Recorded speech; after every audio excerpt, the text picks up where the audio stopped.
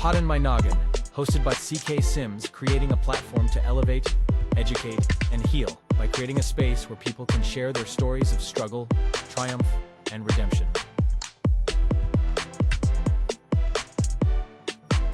CKS Media. Hello, everyone, and welcome back to another episode of Poddin My Noggin. I'm your host, CK Sims, and today we are joined by Clementine Moss. Welcome to the show. Thank you so much for having me, CK. I'm so happy to be here. Well, it's very exciting to have you here. I think that you are my first pro musician. Very cool. Yeah, that's awesome. Very cool. So Clementine, you are quite an extraordinary woman with an extraordinary story as well. I don't even know where to start. There's so many places that we could start, actually. Right? Yeah. But why don't we go back a bit before the moving to New York City? Who was Clementine at that time? Yeah. So, I grew up in Southern California, like a pretty happy middle-class kid. And from a young age, I just saw myself as a writer. And I just set my sights on literature and writing as my thing, my life. And so I went to college in Santa Cruz, California, and then I really started to chomp at the bit to be in the world, to have something to write about. And so I hurried up and graduated in 3 years and moved to New York City when I was 21 years old. It was funny, when I was I think I was in fourth grade, and my teacher had given me a book about, I can't remember the name of the book. It was about these kids who live in the Metropolitan Museum of Art for for a few days, they run away from home and they are living in the museum.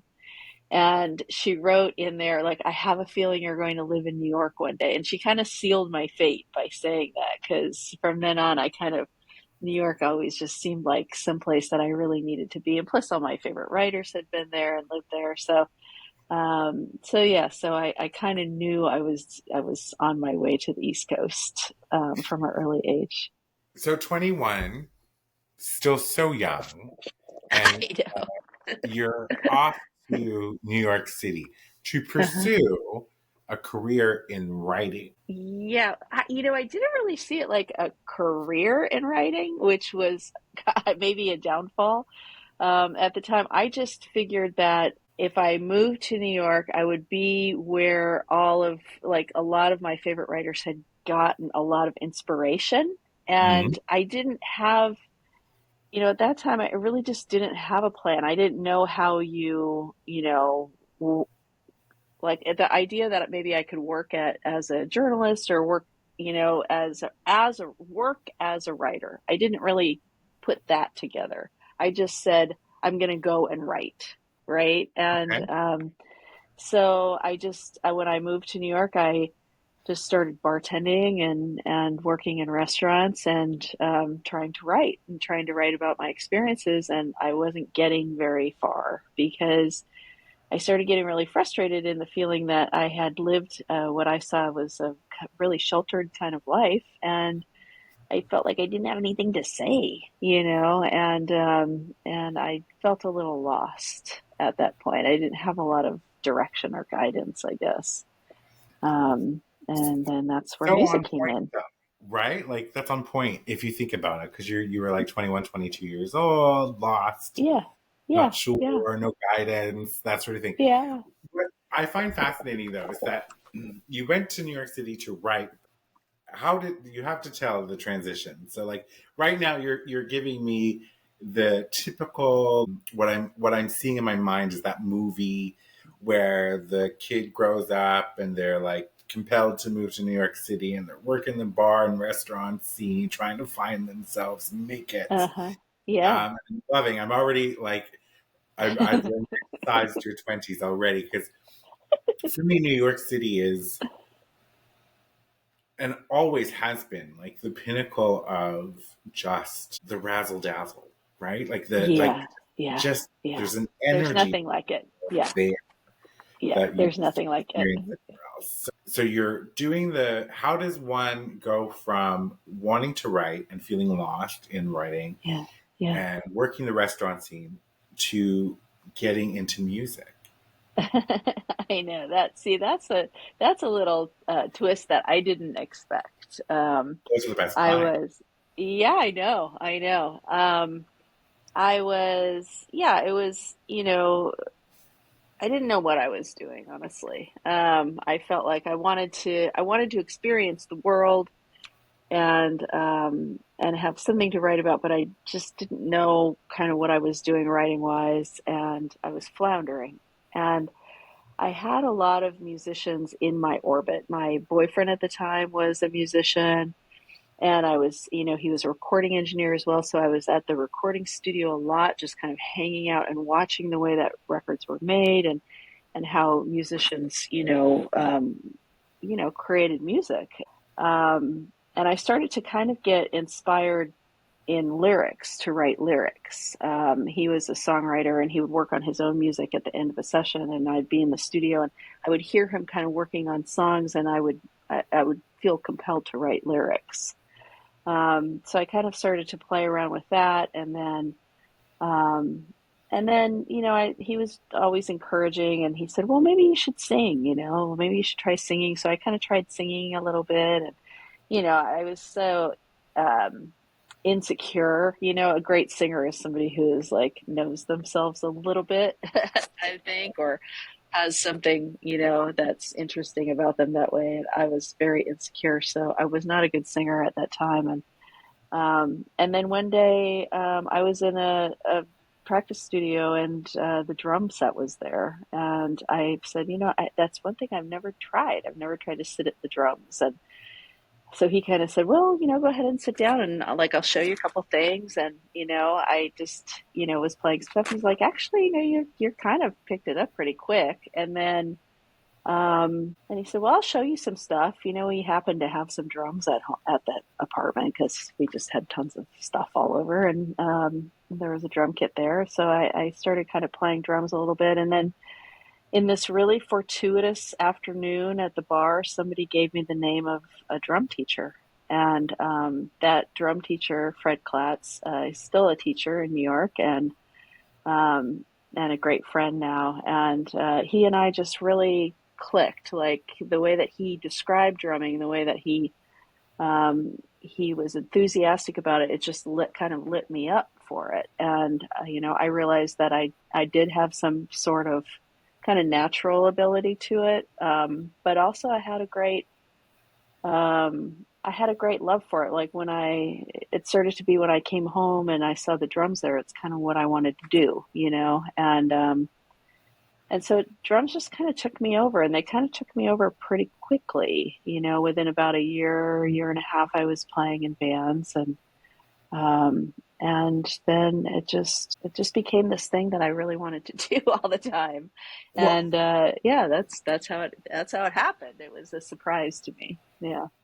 so I love this, right? Because I think, I mean, I'll be transparent in my thought process because I haven't given Yeah. it a lot of thought, right? So I just quickly go inside and see what my preconceived notions might be.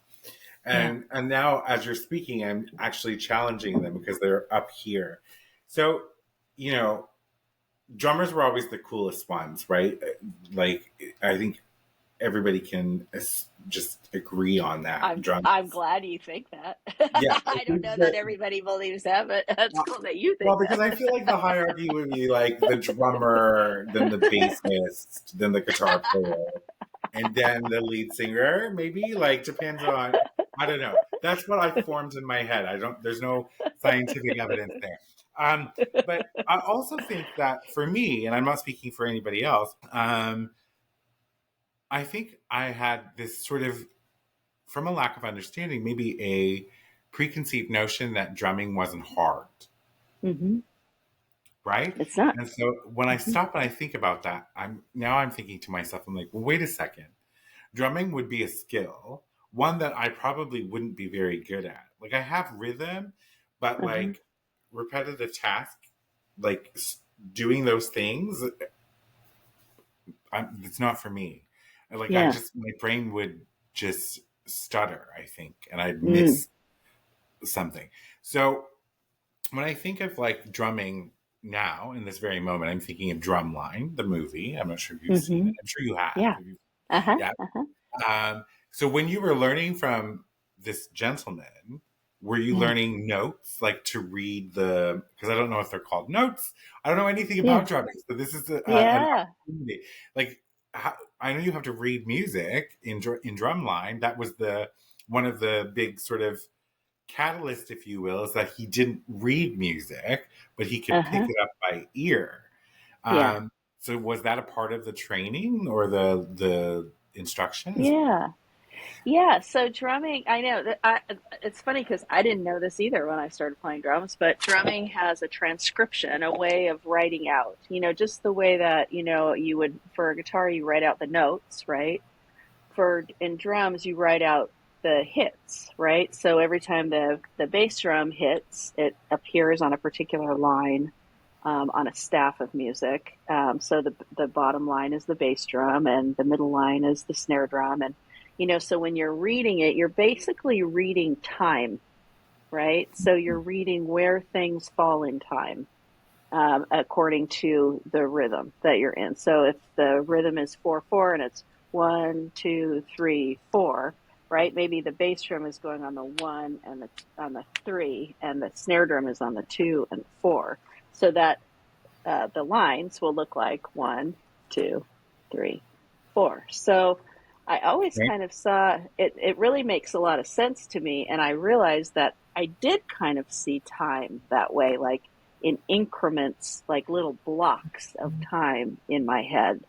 It's just a way that I see time. So it made a lot of just made a lot of sense to me. And when you said that drumming is easy, I think it is easy. I think if you can walk or move your legs and clap at the same time, you can drum. That really is what we're doing. I mean, um, now whether you can get to the place where you're, holding a solid beat and doing drum fills and, being able to lead a band with the rhythm, those are learned skills.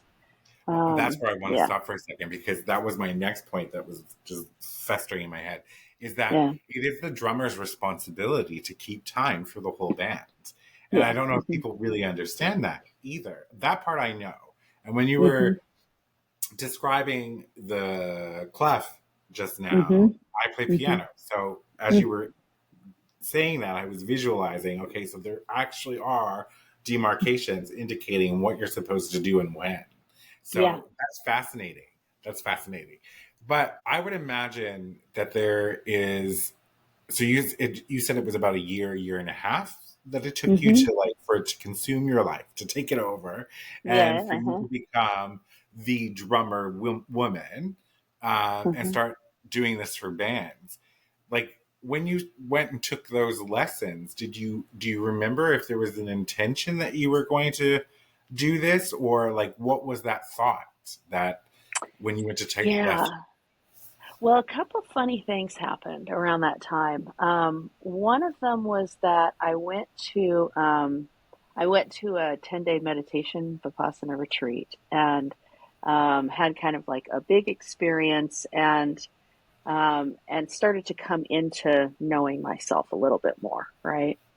And then the second thing that happened was that I had a friend who was this really big deal psychic. She was like a jet set psychic who would read for like Madonna and, all of these people. So I had a reading with her and she said, you're turning 27 and 27 to 30 is a very it's a time of a lot of chaos in a lot of people's lives, right? It's a time of falling away and kind of a lot of things it's a time of upheaval.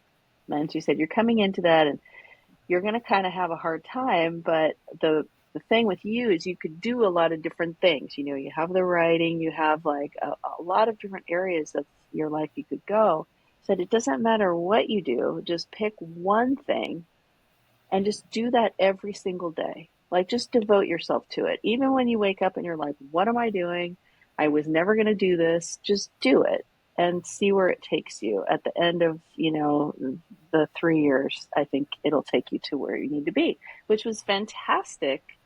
Um, Fantastic advice for anybody. It's like, if you just really pick something and kind of say, I'm just going to do this and see where it takes me, it will take you someplace. And when I had just taken a drum lesson, when she told me that, I had just started taking those drum lessons, and I said, you know what? Screw it. It's going to be drums. And then, so I, I didn't really think, okay, now I'm going to be playing in a band and, telling my drum teacher, you have to get me good so I can play in a band. It was more like, I was just so excited to learn this new thing.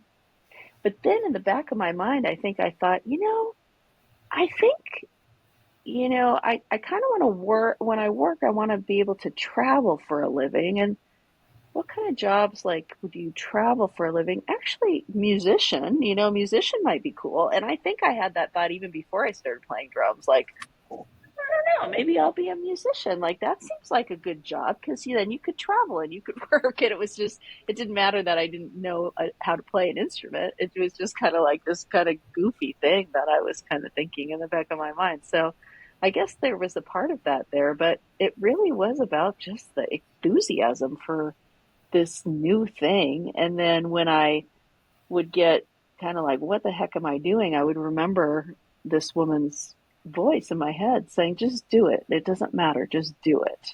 And I think up until then, I'd had a hard time committing. So it was good. Yeah. It's funny though, not funny. Well, funny, yes, I guess, because it is a little bit. But it's funny Uh-huh. how, as you're talking, you're telling me this story. Like, my mind is seeing how prior to the drums Uh-huh. and all of this, you already set your intention. Yeah. Yeah. You wanted to travel, Yeah. right? And maybe a musician could be it. And then Yeah. was that you potentially manifesting that's what your life was going to be? And so the universe sent the drums your way and you had to seize the drums. And then a psychic tells you to do the same thing over and over. Maybe. And Yeah. Maybe. like, Maybe. could it be all Yeah. connected, right? Like that. I think it might be. I mean, the other piece of my whole drumming life of, now I've played drums for what, 30 years or so, and the other piece of it is now I'm, working as a shamanic counselor, a spiritual counselor for people, and I use the drum to invoke, deep meditative states and for healing and for ceremony. And, when I sat down to learn how to, do a shamanic journey and the drum came out, it was like light bulbs went on in my head. Like, wow, like I was, I feel like maybe I've been connected to drums in a deeper way for a lot longer than, who knows, maybe even not even this life, like it felt really profound to me that the drum showed up in this healing capacity. Yeah. Well, before we move on to the other stuff, the later stuff, if you will, I Yeah. want Yeah. to Yeah. touch on the fact that you are in an all women cover band. Am I saying that correctly? Like, do you consider yourself a cover band? Yeah, we call it a tribute band because Tribute. I say a cover band is someone as a band that plays like many different artists, and a tribute band sticks to the one artist. So Zepparella is the name of the band, and we do Led Zeppelin's music. Yeah. All connecting dots for me at this moment. Right? Okay, now it all makes sense. So I'll share with you really quickly. I typically don't look at much of anything from my guest until usually just before the show. And the reason Uh-huh. I do that is because I don't want to formulate a ton of questions and then Yeah, have this. I want it to be more of a conversation than I just me love like it. banging off a list of questions, something more organic. So anyway, I looked at my day and I was like, okay, I'm going to be in back to backs from like 11 o'clock until like right before this Uh-huh. podcast. So I'm like, I have to go look and all that sort of thing. And then I'm thinking throughout the day and I'm like, nope, I'm like, pay attention to what you're doing. You know this. You know what you need to know. But okay, so Zepparella, and there's four of you, and you play the drums. Uh-huh. And I didn't get a chance to listen to Zepparella, but I Uh-huh. imagine that they're good. But on top of Zepparella, which you guys Uh-huh. do shows and you tour and all of that sort of thing, you are also a solo artist, That's which right. I did get the opportunity to listen to a few of your tracks today. Oh, And awesome. they're, I love your sounds. It's, Oh, thank you. it's, the first, I'm trying to remember, keep in mind my brain. Yeah. It's not, I'm not that old, but I feel like I'm 102. Uh, so, there was the one, the first one I listened to was new to my ears. Like Uh-huh. the Uh-huh. sequence of music, the rhythm, it was almost like I can tell you after the show exactly which one it was, but Mm-hmm. there was almost like an electric piano organy type Mm. Yeah. undertrack, Uh-huh. and so I found myself just sort of like, wait, I'm like, do you like this? What's going on? Because I think sometimes Uh-huh. we just hear something or we taste something and we're just not sure at first, right? Yeah, Because it's yeah. Yeah. us. And then so I sat there and I listened to it and I'm like, by the end of the song, I was like, I'm not decided. I think I like it, but I'm not sure. And then another meeting started. And then when I came back out, I hit replay on that song and listened to it the second time. And then I was like, I actually do like this. Let's check out another one. And I Uh-huh. think my favorite of the ones that I listened to, it's got humans in the Dear name. humans. Dear Uh-huh. Dear Humans. humans. I think that Uh-huh. was a really Yeah. beautiful song.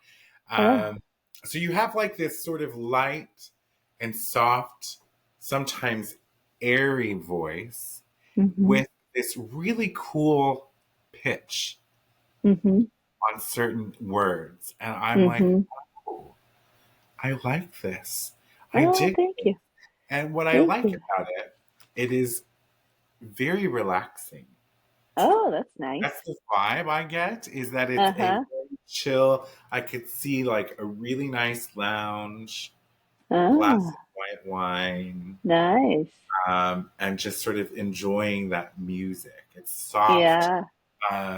So yeah, like talk about that. Tell me like what's your inspiration behind Yeah. the music? Uh, well, thank you for listening to that. Yeah, it's funny with my original stuff. Um, I have original songs that are kind of all over the map.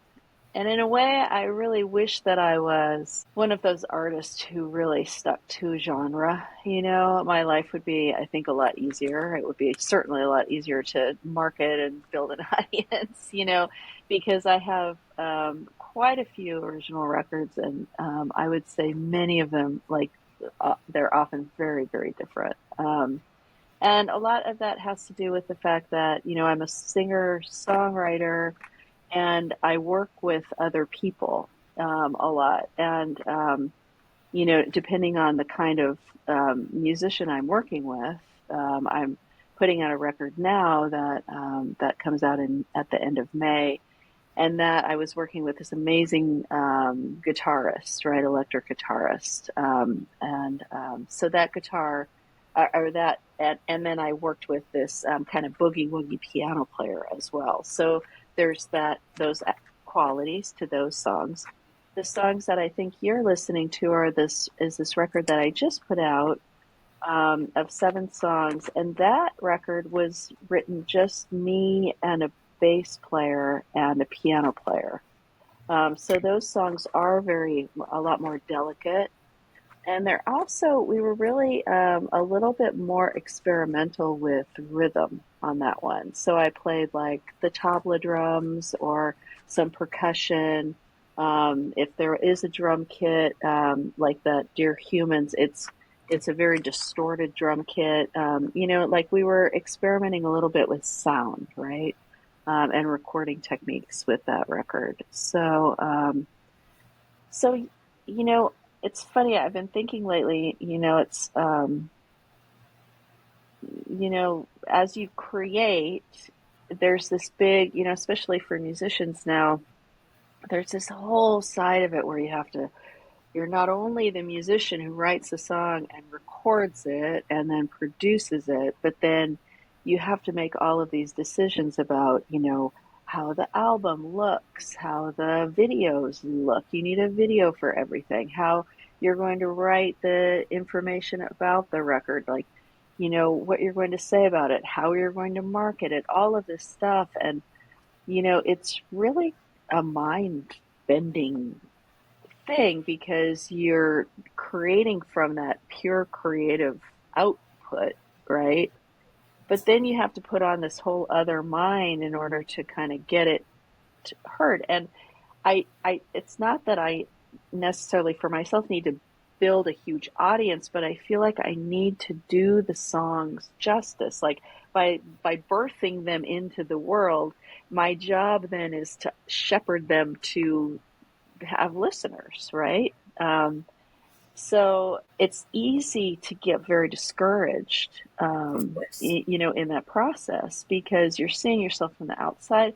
You have to make decisions about finances, financial things. It's like I can't go and make a nice video with myself singing, because that money could be spent on recording other songs. So I have to, you know what I mean? Like, where do I put the money and all of that kind of stuff? But recently I really keep checking in with myself and I just keep hearing, just create.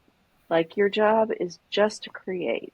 Create, do what you can to like send the songs off into the universe and then just turn your vision back to creating. Like that is what feels completely true to me and something I can't help but do. Like I'm always going to write and I'm always going to be writing songs and always coming up with new expression. I've done it since I was a little kid. I can't not do that. So that's kind of where It's I am with that.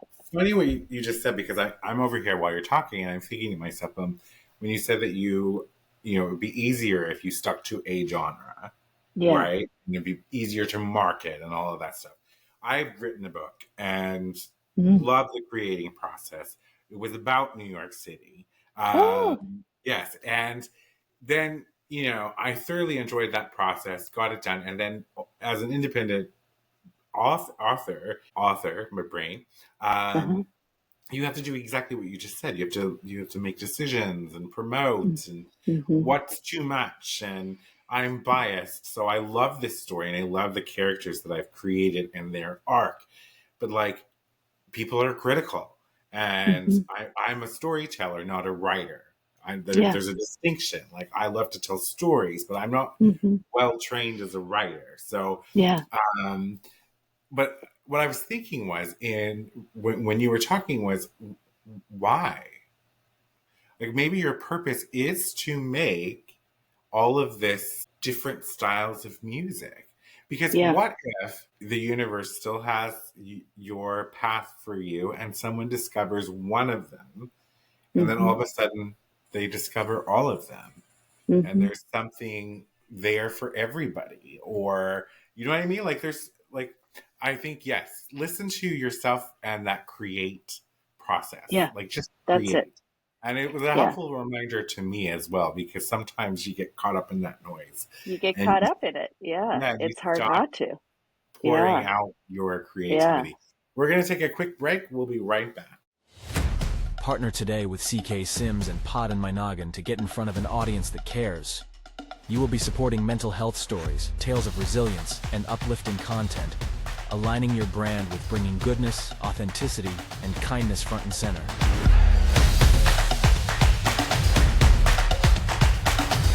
This spot could be yours.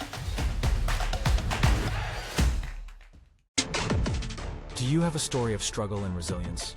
One that you want to share with others and possibly help someone through their own struggles? Find the link in the show description and fill out the guest form today.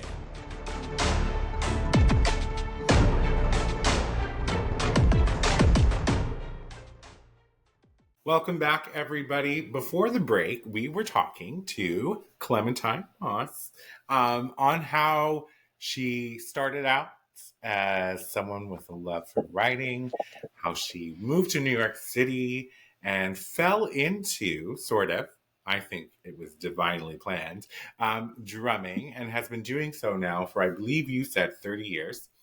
And also how you are a part of a tribute band called Zepparella, Mm-hmm. who tributes Led Zeppelin songs. And you guys Okay. tour and all of those sort of fun, wonderful things. And the promo picture that you have on your website, zepparella.com, is fire. Like, y'all look so just like badass and like just wonderful. I loved it. So now I want to talk about your journey. So you did drumming, you've been doing your artistry. We also talked about her own solo albums, and Mm-hmm. because I don't want to forget that because it's really pretty, and I want people to go listen to it. But I think dig because I didn't see a lot of different albums when I have YouTube Music, so it might be my service provider. Mm-hmm. So I want people to go and find more. Now I'm interested and intrigued to find all the different things that you've done so I can listen to them. But so you've done this now for like 30 odd years and you're still creating and that's wonderful. You took another, seems to me, maybe not to you, surprising life path along this journey Mm-hmm. and landed up in a place of, I guess, immense healing where you facilitate that for others. Can Mm-hmm. we talk about that?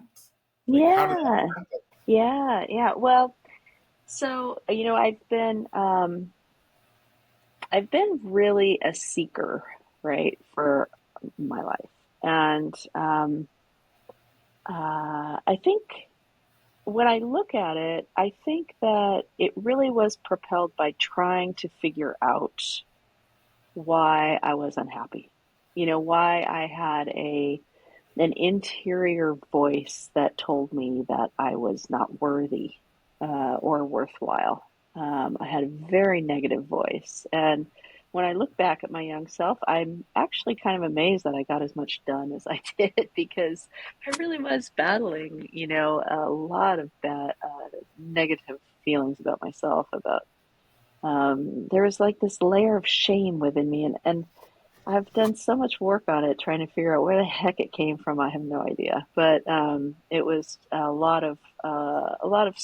internal struggle, and through that, I really found spiritual practice. So meditation. I went to many Vipassana 10-day silent meditation retreats, which really opened me up to a lot of healing through that practice, and then of insight, inquiry, insight meditation.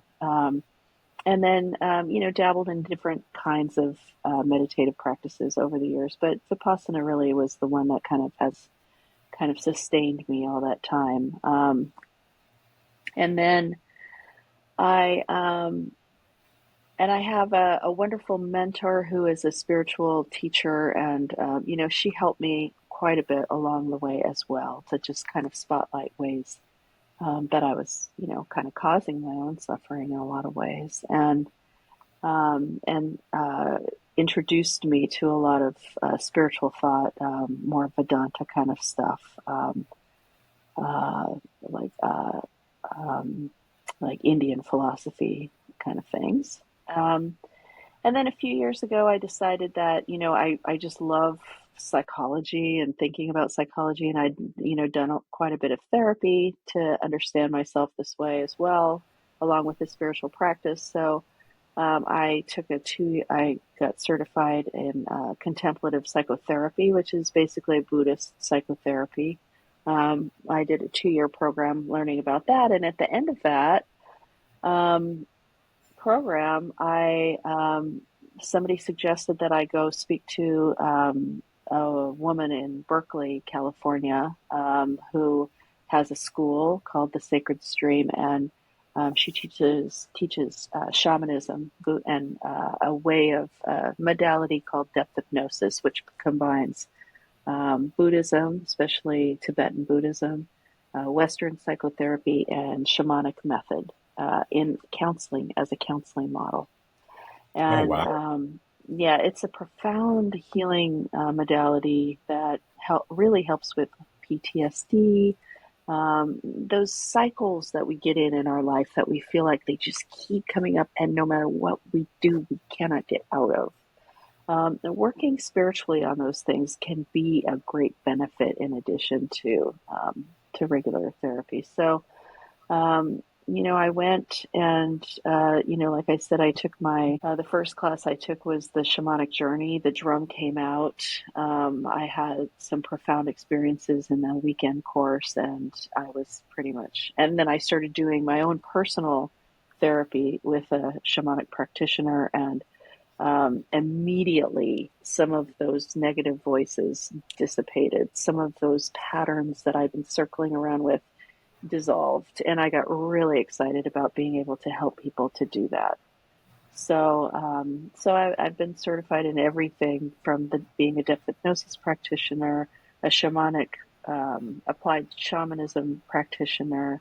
I have a certificate to help people with integrating plant medicine ceremonies, and then also with some other modalities that are really helpful for different situations, couples counseling, things like that. So, so that's a practice that I do. I don't have, I had a lot of clients for a while, and then I realized that my music career it's funny, when you do that kind of work, you're always working on yourself, right?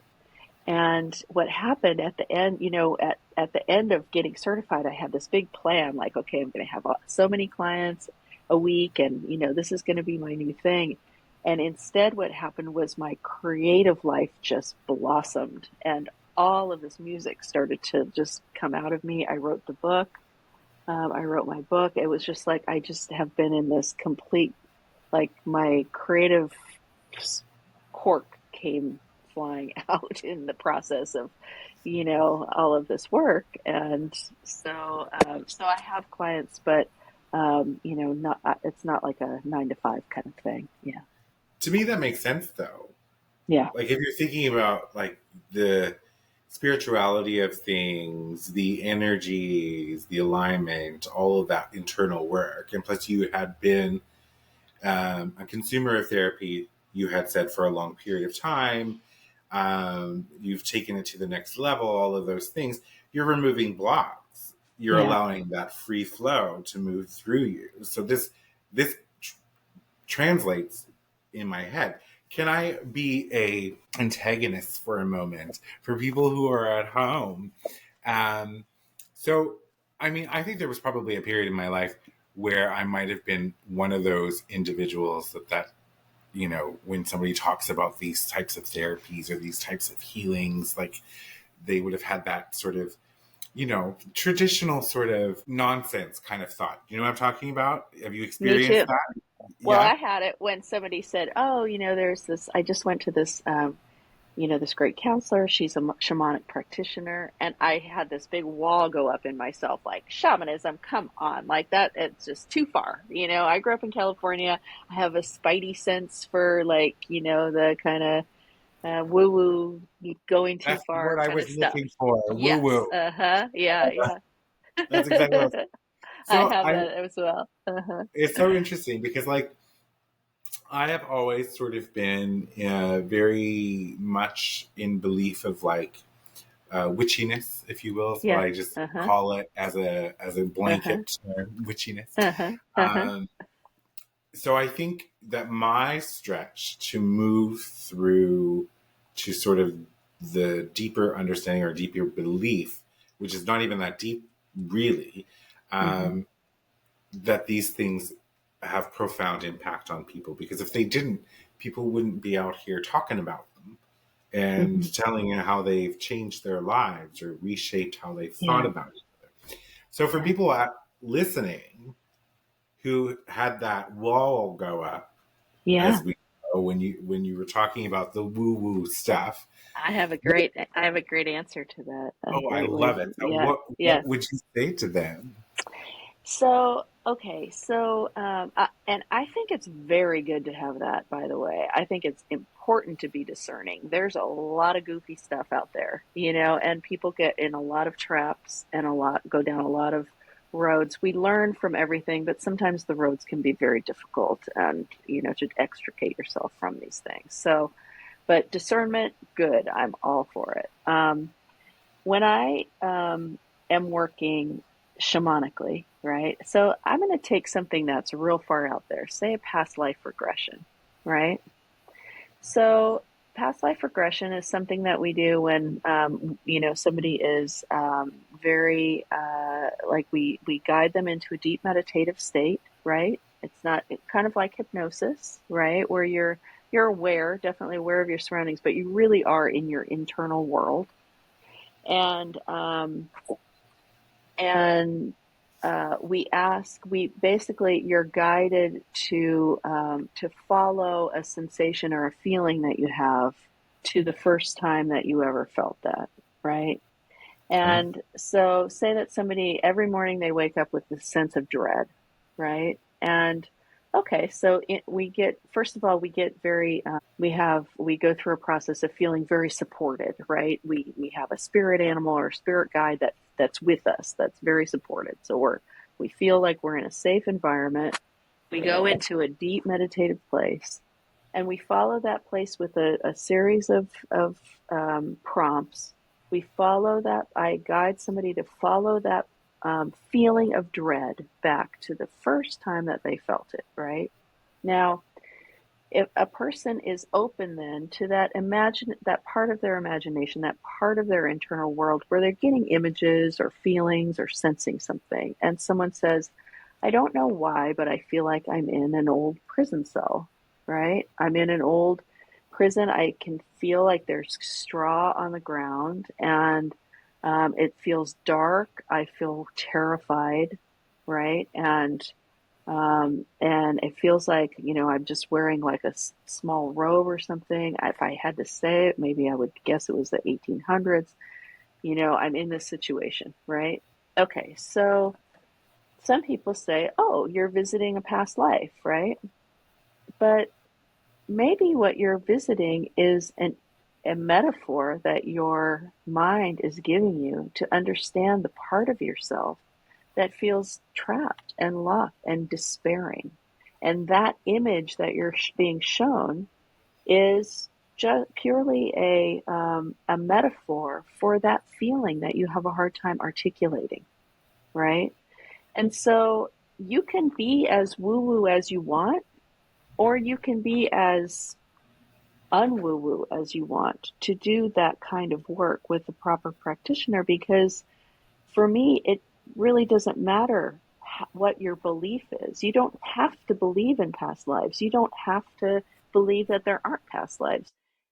All we have to do is understand, what does that image mean for you, right? And then that can open up a kind of understanding for yourself and get some answers for yourself that maybe you haven't been able to get in any other way. And because you're in that kind of deep meditative state, you're more open to allowing your imaginative process to come forward. And I think that, imagination, from the time we're a little kid, like once we're a little kid, then it's not okay to be imaginative. And that, that part of ourselves is so connected to who we are.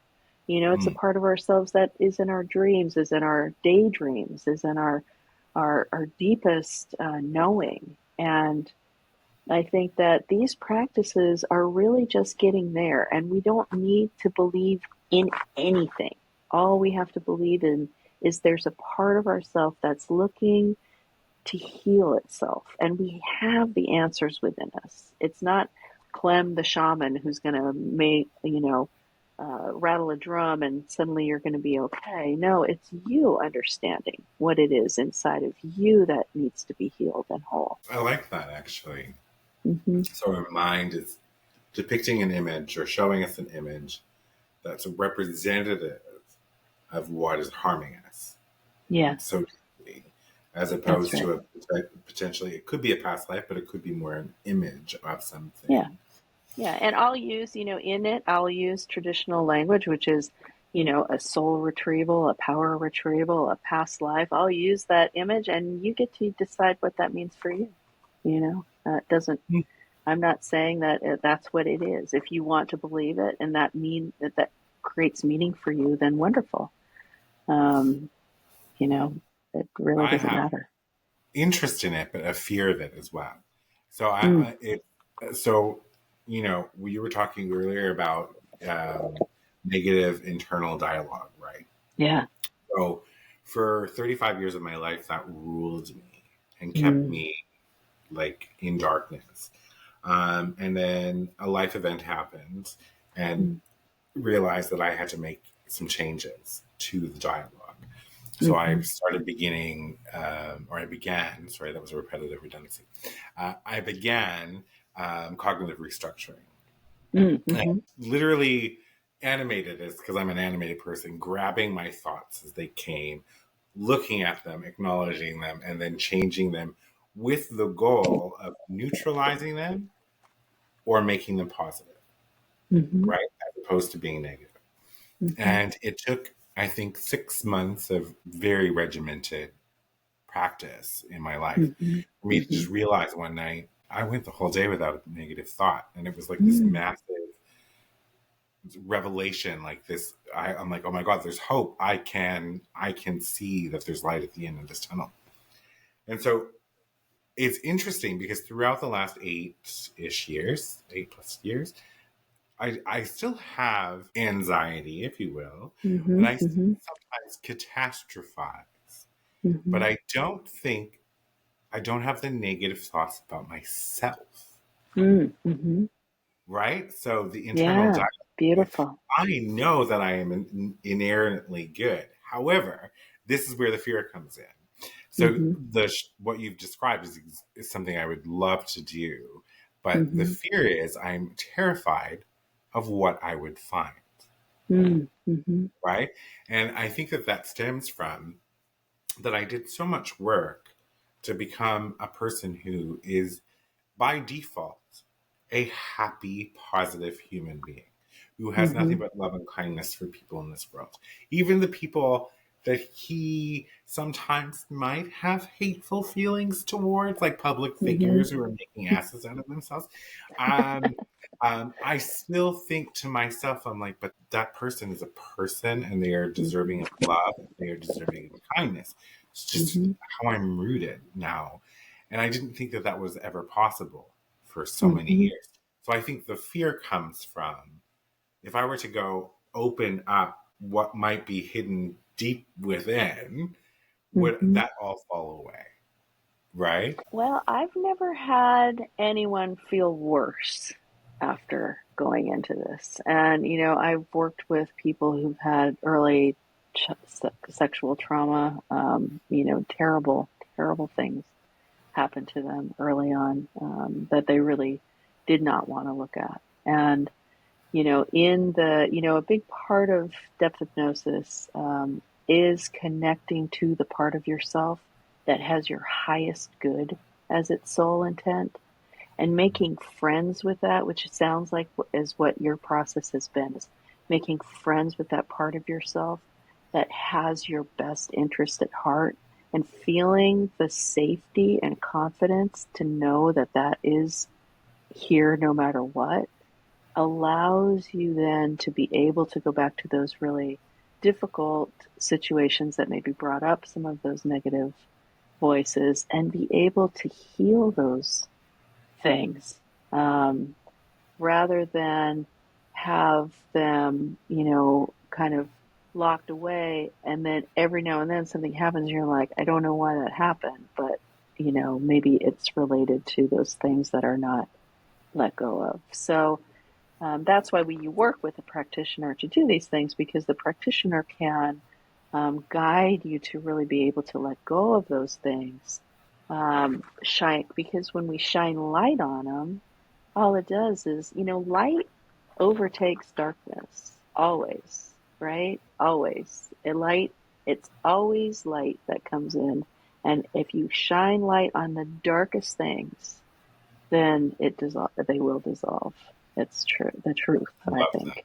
Yeah. So, I love what you just um, said about feeling safe, yeah, because that yeah, is probably the greatest part of the work that I've done, is that I have my back and yeah. I love myself in a way, not the weird where you like I'm the best thing that ever happened type way, No, no. like that gentle, like I have you kind of love, where I Yeah, just trust myself I listen to my gut on a good day, or my divine feminine on yeah, another. Depends on whatever I call it. yeah, Whatever my intuition is, it leads me where I need to go. yeah. So that's really interesting. I think that's so beautiful, and I love the way you explain that as well. Um, uh, yeah, I don't know of any shamanic practitioners in Canada. Maybe they're not. Maybe they are. I don't know. There, I know I some. Yeah, I know some in and Canada. one other thing I've always been interested to is hypnotherapy, Mm-hmm. but also a fear. So we'll unpack that another day. But you wrote a book as well, so you really did kind of come through life and just live and Yeah. experience all of those things. And you wrote a book. I know I'm not gonna remember it, but it's from Bonham to Buddha and back, the Uh-huh. slow enlightenment of the hard rock drummer. That's right. That's So tell right. us about the book. Uh, yeah, the book is, it's a memoir, ultimately. But I wrote it because I was seeing the benefits of spiritual practice, the benefits of meditation and contemplative practice, and watching your thoughts and healing from all of those things.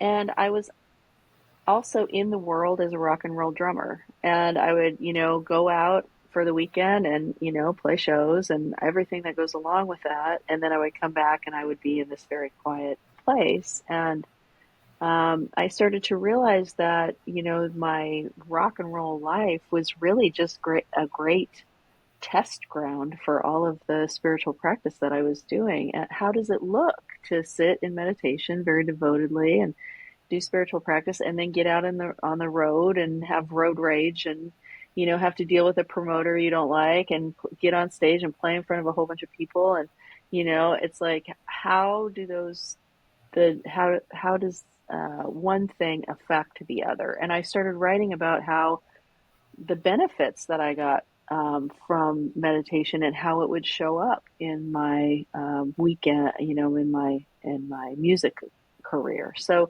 my music career started to take on this kind of idea. It was kind of a metaphor for spiritual practice, and I realized that the same things that I think about and the same places that I try to get to on the meditation mat are the same places I'm trying to get to when I'm sitting behind the drum kit and communicating with an audience.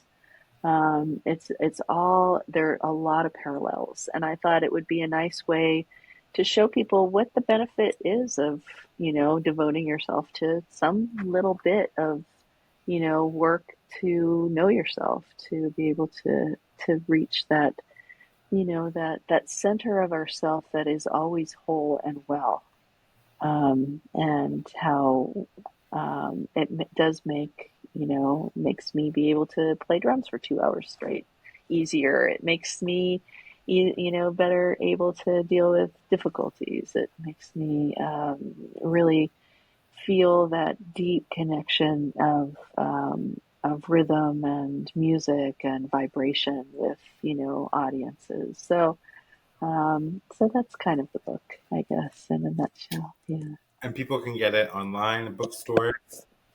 Yeah. Yep. They can get it on Amazon. I also read it, so it's a audiobook as well on Oh, Audible. nice. Uh-huh. Very Yeah. nice. Uh-huh. Yeah. Um, and so, once again, that is from Bonham to Buddha and back, Uh-huh.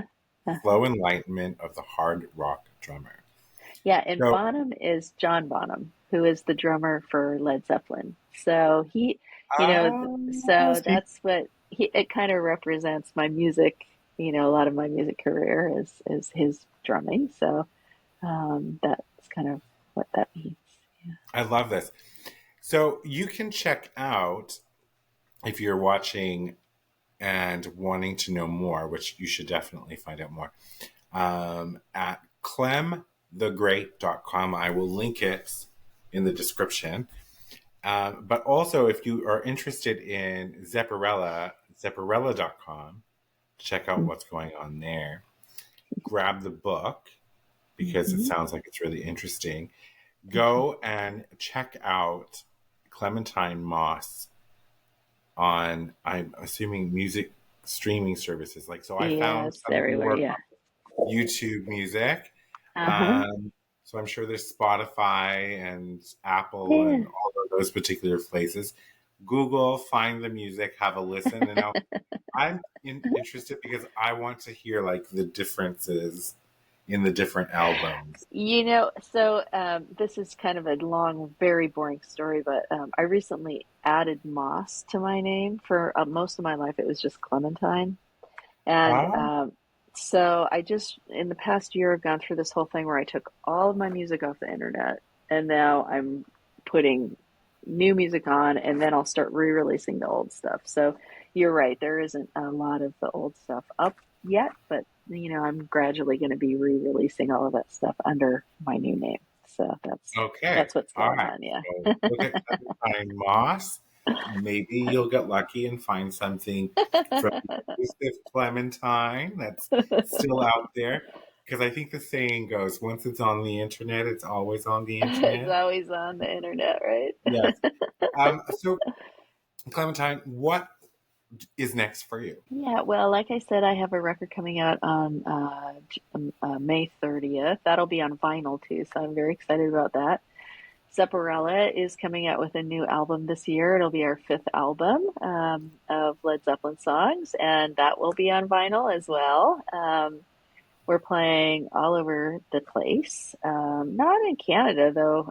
We haven't been to Canada for quite a long time. I really wish that we could get back up there. But yeah, I think that's about it right now. Yeah. I would totally come see you if you came to Canada. And who knows, if I find my way back to the U.S.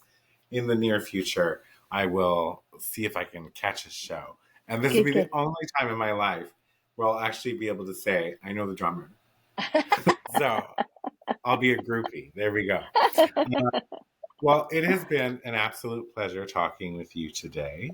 It's been wonderful. Thank you so much for coming on the show. And I wish you the very best in your creation, and look forward to seeing what else you put out into this world. And for everyone at home, till next time, get out there and live your wildest dreams. Catch you next time. For media and sponsorship inquiries, email info@cksims.com or visit cksims.com and fill out the contact form. Be sure to subscribe so you don't miss an episode. A new episode airs every Saturday. CKS Media.